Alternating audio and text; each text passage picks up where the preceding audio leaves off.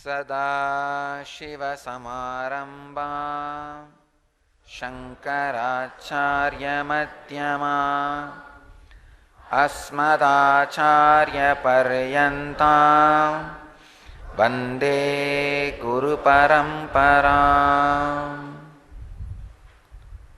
I welcome you all with my love and respects.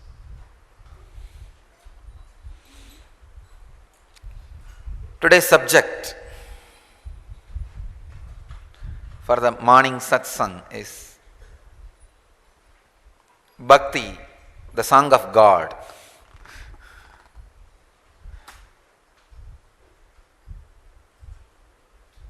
Breeze is the song of air, wave is song of the ocean,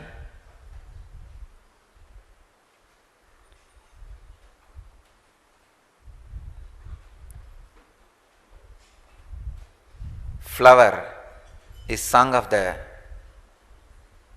plant, fruit is song of the tree,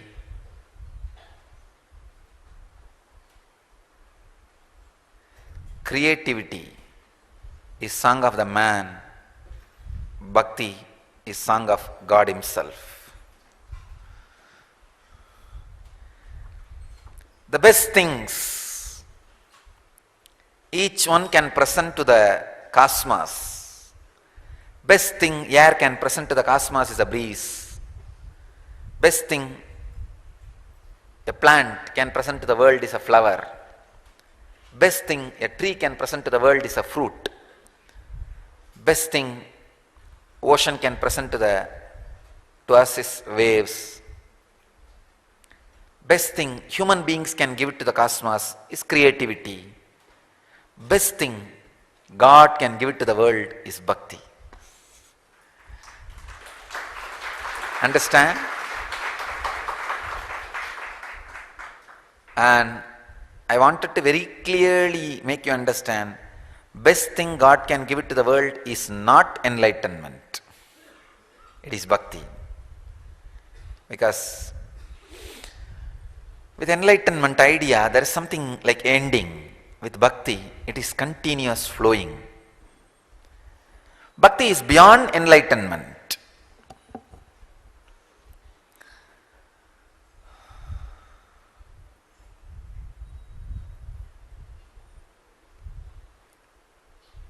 With bhakti, anything you have or not does not matter. Without bhakti, anything you have or not does not matter. Both ways, anything you have or not does not matter. I wanted to define, make you understand exactly what I mean by the word bhakti. Yesterday I was watching one of the YouTube video, very powerful video. I really enjoyed, so I wanted that to be shown not only to all the ashramites, even to all the BSP participants. Today it will be shown to you. In the morning session itself I will tell them to show. It's about how all you think as reality is illusion. Very clearly, scientifically they are proving what Ashtavakra was talking. Ashtavakra is a great saint, a Vedanti, Suddhadvaiti, much more pure than Krishna and Shankara. Krishna had a line of politician in him, after all, he is a king. Shankara had a line of Brahminism in him, after all, he is born and brought up as an orthodox Brahmin.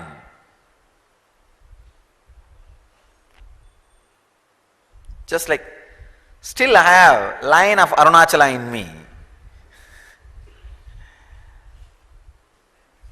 Whether it is good or bad, that streak is there. Nothing can be done about it.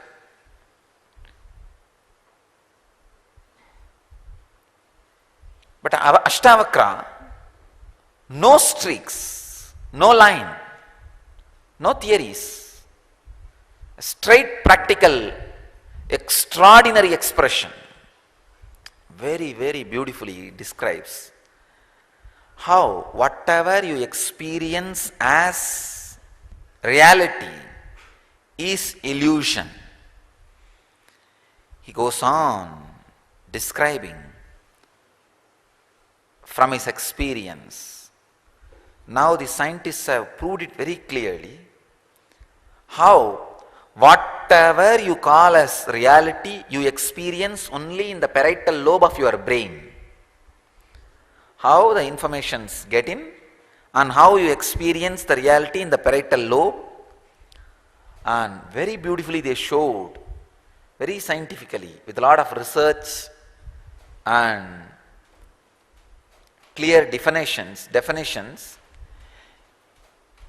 if your brain is removed, kept alive, brain can be kept alive even if your body is removed. How many bodies are kept alive even if the brain is removed?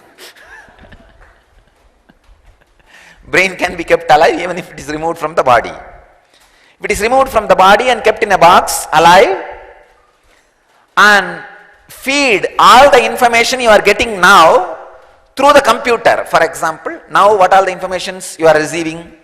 You are seeing Swamiji is sitting and morning satsang is happening. You all just now finished Guru Puja in the ecstasy, just sitting in the silence, listening to the words pouring out of Master. This is the information you are receiving, this is the experience you are going through. If the same video record is fed to your brain through a computer, which is possible, and your brain will be experiencing this, that's all. Your brain will be exactly going through the same experience. Nothing more than a computer and feeder is required.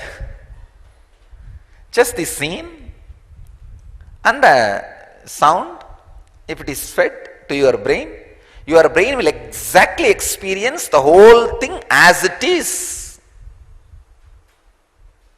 If there are one or two components missing, for example, if that smell idea, if we can't project it to your brain, but all other things are fed in your brain, the missing components the brain creates. That's another one funny thing. For example, here 10 informations are fed into your system, like the beautiful incense smell, and the voice from me, and little noise from the fan, and the scene. So if 10 informations are getting into your brain to create this experience, even if one is missing, 9 informations are fed into your brain through the computer. You will be surprised, your brain will be going through the same experience.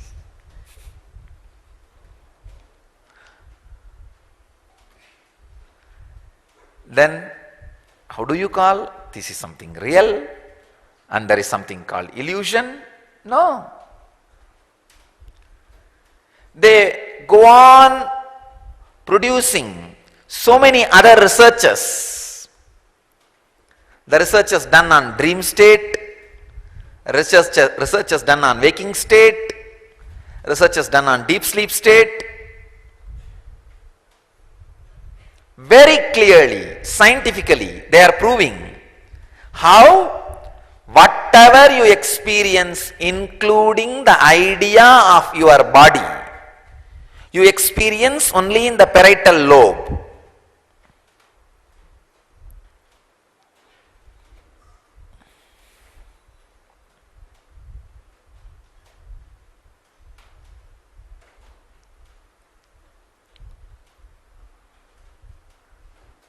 Understanding that whatever you call as reality is experienced in parietal lobe as illusion, and ability to feel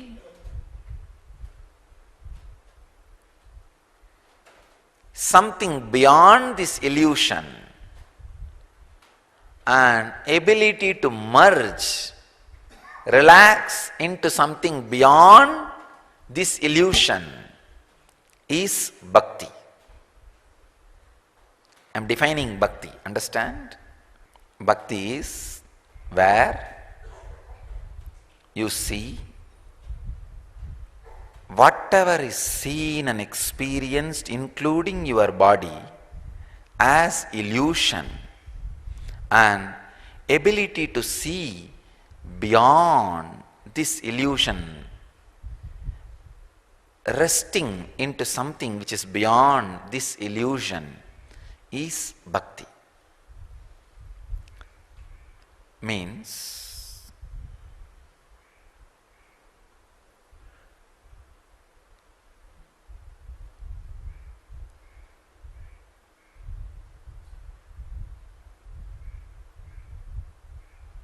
how many times you remember and you know that you are going to die, whatever you are creating is going to be left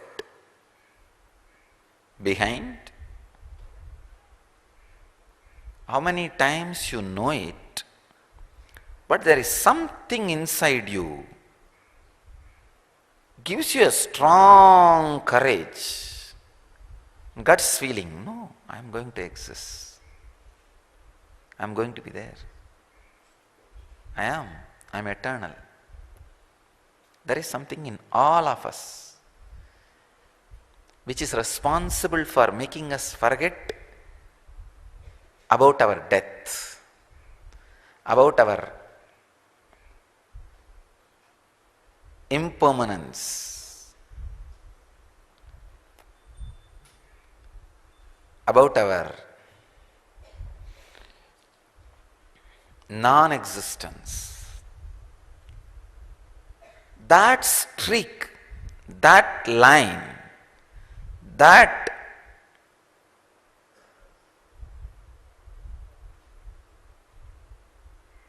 part which is in you, that part which reflects in you, becomes alive, becomes more in you when you start understanding this, whatever you call as reality is illusion. Please understand, if you think this is reality, that part which gives you the courage that you are going to be, your reality looks like illusion. If you empower that more, this will look like illusion. In the books describing meditation techniques, especially the techniques for Advaitic experience, Vedantic experience, they have a technique. Feel like from the backside of your head, there is like whole thing, there is a huge screen. Means whatever you are seeing is, this is the way you are seeing. From the behind, which you are seeing, there is a huge screen. Whatever you are seeing, the whole world is a movie going on in that screen. If you have seen the IMAX theater, you can visualize what I am saying. In the IMAX theater, except your backside, the whole thing is covered. Just visualize you are sitting in an IMAX theater. From backside of your head, there is a huge IMAX screen. And whatever you are seeing, experiencing is running in that IMAX screen. In the Vedantic tradition, there is a technique to visualize like that and constantly witness. And they say 3 days of witnessing like this will completely heal your liver. Liver is the place where your strongest engrams stay, intellectual engrams. You can say duplicate intellectual, pseudo-intellectual engrams. I used to wonder, why such a description? From the backside of the head, huge screen, and The whole thing is just happening in that screen. And the funny thing is, this example is described in scriptures when there was no movie on the screen. I am really wondering how they would have visualized. Of course, in those days there was another one kind of a play. In the white cloth, they will make shadows, and with that shadows they will play dramas and show. Maybe because of that visualization, they are able to give this example. With hands, they will create shadows and show as if deer running and a hunter running. It's an art. In those olden days, there was a art. This was a nightlife. Vedic tradition is one of the tradition which had a very rich nightlife. I am studying just some of the researchers how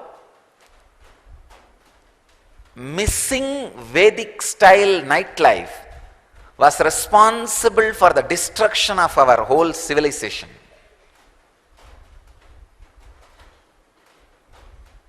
How the Western civilizations took over. First, if you want to penetrate into any civilization, first penetrate as nightlife. That is the best way. That is the easiest vulnerable way. Human beings are vulnerable in night and their activities in the nightlife. Their actions in the nightlife. What they do for fun. What they feel as fun. What we felt as fun. What we felt as joy. What we used to do for fun was the first goal of intellectual war, civilizational war done on Vedic tradition. That is the most vulnerable part.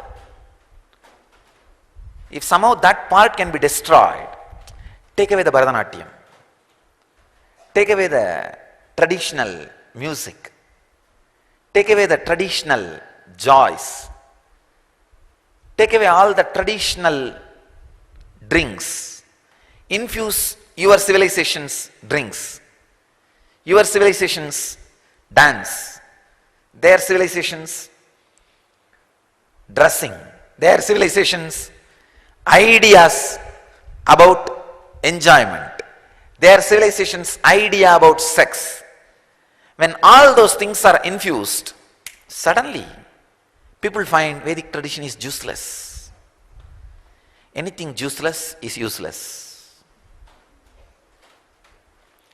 This is the way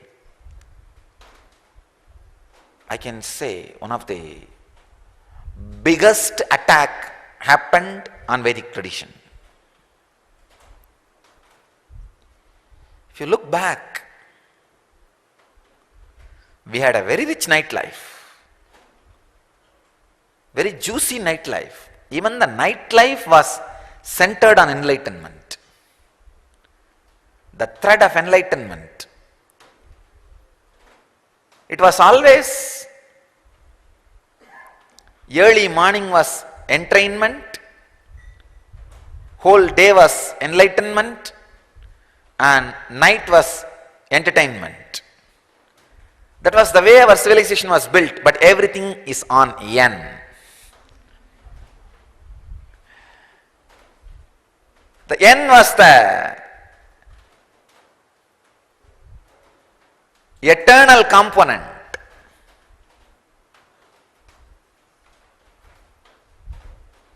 Eternal need. Eternal necessity.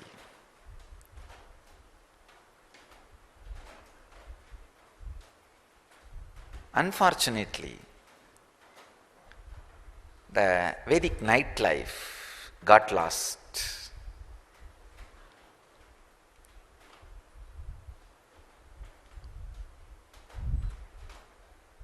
Communication happens only with the nightlife. Dialogue happens only in the nightlife. What whatever you do in the daytime is monologue and business. There will never be a dialogue. A community will never be built when there is no nightlife. See the whole society, wherever the group of communities exists, there is something nightlife. That creates small team, group, friends. Vedic tradition had a very rich nightlife. This visualization has come from the Vedic nightlife. The visualization of huge screen from your back, and the whole thing is just projected in that.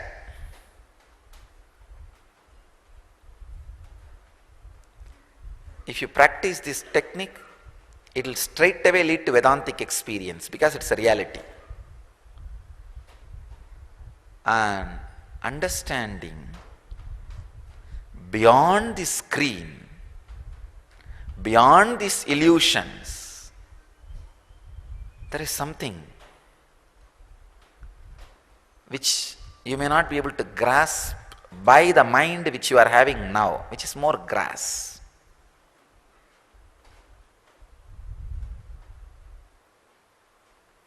There are some things which you can't understand with this mind. All the mind which you guys are carrying, all of you are carrying a kind of a middle class mind. How you can't understand some of the great sacred sentiments, same way you can't understand some of the worst sentiments also. The other day I was reading an article.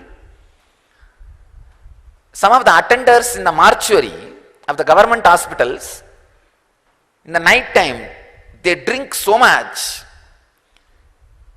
they will go and have sex with the dead bodies.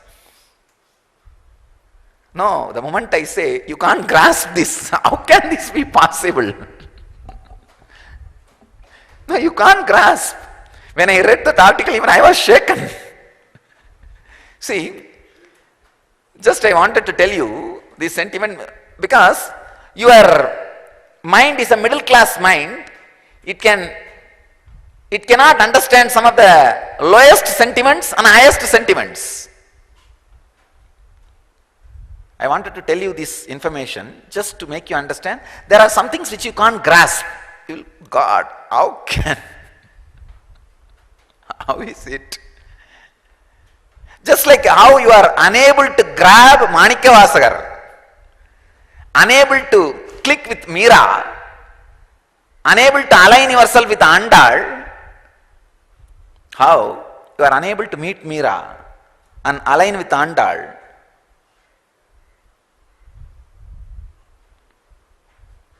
You can't grab this idea. It is too low for you. See, there are some sentiments you can't grab if it is too low for you or too high for you. So you need to understand, just because you can't grab that sentiment, don't think that does not exist. We are not able to grab, but it is. Same way, there are sacred sentiments. We are not able to grab, but it is. Same way, there is a reality beyond this illusion. We may not be able to grasp now, but it is. It exists. The person who is able to feel it is and able to rest in that truth. The ability to rest in the truth is bhakti. The trust that it exists is vidarka. Bhakti is song of the God. If you have it, understand, the greatest thing God can contribute to the cosmos is given to you. You have the ultimate gift in your life. Don't bother towards whom you have. Don't bother. If you have bhakti towards just a small stone That's enough. Towards whom you have does not matter at all.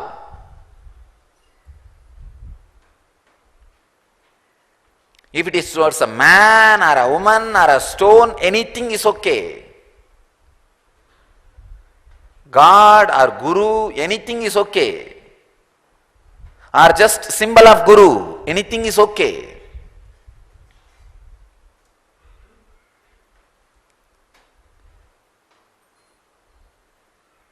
I saw one of the religious leader, very sincere person.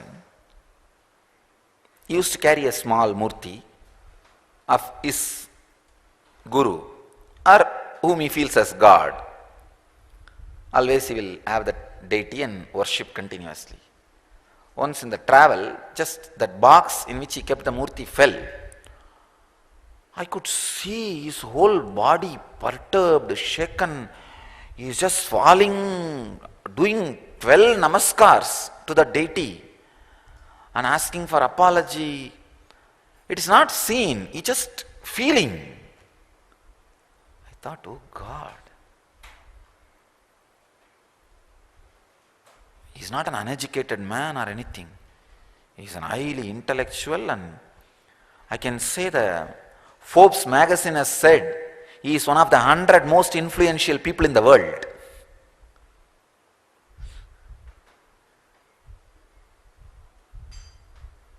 I am talking about Pramukh Swami Maharaj, head of the Swaminarayan Sampradaya. I could see his whole body radiating that sacred sentiment. The deity is God. I thought, oh God, what a scene to be seen. Such an extraordinary sacred sentiment in human body. Very difficult to grasp. For any normal man, okay, when you do puja, visualize it is God, and after you finish the puja, pack it and put it and forget about it, do next work, and next day again when you open up, oh Guru Patuka.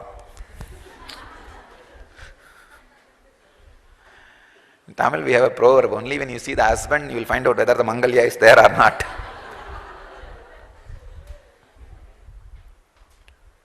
So understand, with anything, if you feel beyond the screen, there is a reality, an ability to relax into it, you have bhakti. And the ultimate song God can sing is singing in your life.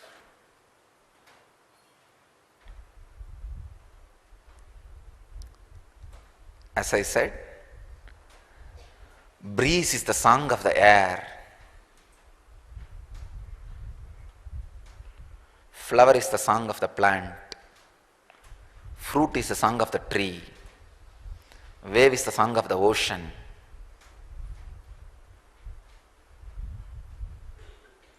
Light is the song of the sun. Life is song of the consciousness. Creativity is song of the man.